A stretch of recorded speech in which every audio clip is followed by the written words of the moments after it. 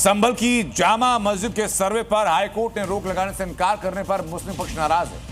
प्रशासन ने भी कानून हाथ में लेने वालों पर सख्त कार्रवाई की चेतावनी दी। उसी बीच संभल में अतिक्रमण पर बुलडोजर एक्शन भी दिखा।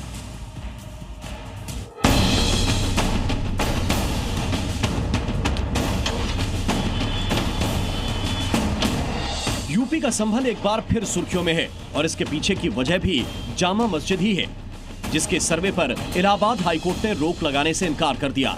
इस फैसले से मुस्लिम पक्ष को बड़ा झटका लगा और बड़े तबके में नाराजगी भी देखी गई। लिहाजा पुलिस प्रशासन भी पूरी तरह से एक्टिव मोड में आ गया है। शहर के संवेदनशील इलाकों में फ्लैग मार्च निकाला गया और लोगों से कोर्ट के फैसले को मानने की अपील की गई। इस बीच संभल में जगह जगह अतिक्रमण पर बुलडोजर प्रहार किया गया और कई अवैध इमारतों को गिरा दिया गया। हाईकोर्ट के फैसले से कानूनी तौर पर विवादित मस्जिद के सर्वे का रास्ता साफ हुआ तो संभल के नाराज मुस्लिम पक्ष ने सुप्रीम कोर्ट जाने का ऐलान कर दिया। हम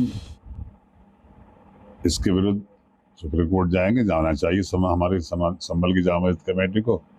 मुझे उम्मीद है कि हमें माननीय उच्चतम न्यायालय से न्याय मिलेगा। संभल की जामा मस्जिद कल भी मस्जिद थी, आज भी मस्जिद है और भविष्य के दिनों में भी वो मस्जिद ही रहेगी। मुस्लिम पक्ष कोर्ट के फैसले का अध्ययन करेगी, मुताला करके माहिरीन कानून से सलाह मशवरा के बाद इस फैसले को सुप्रीम कोर्ट में जल्द से जल्द चैलेंज किया जाएगा।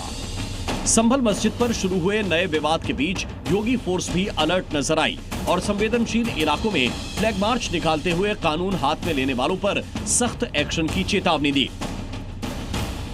कोर्ट के जो भी निर्णय है उसे जो सहमत हो या असहमत हो उसकी अपील है वो की जा सकती है, लेकिन उसके विरोध में कोई व्यक्ति अगर सड़क पे उतरेगा या फिर इस तरीके का मैसेज अगर पास करने की ऐसा कृत्य करेगा तो उसके खिलाफ कार्रवाई की जाएगी।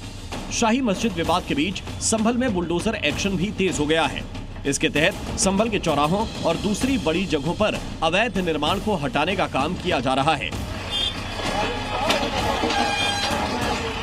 अभी हम चतुर्मुख के ऊपर खड़े हैं, वो लगभग 90% पूर्ण हो गया है और इसी की अभी फिनिशिंग इत्यादि कार्य चल रहा है। इसके साथ साथ यमगंड तीर्थ 40% पूर्ण हुआ है और जो चौराहे हैं उनका भी सौंदर्यीकरण किया जा रहा है। जो पुराने चौराहे हैं वो भी और जो नए चौराहे बन रहे हैं उनका भी सौंदर्यीकरण किया जा रहा है। इसके क्रम में वहाँ पृथ्वीराज चौहान जी की मूर्ति चंदोसी चौराहे पर लगाने की मांग है। साथ ही शंकर चौराहे पर हम लोग भगवान परशुराम जी की, क्योंकि कल्कि भगवान के वो गुरु थे और भगवान कल्कि की ये नगरी है, तो यहाँ पे परशुराम जी की मूर्ति की स्थापना का कार्य होना है।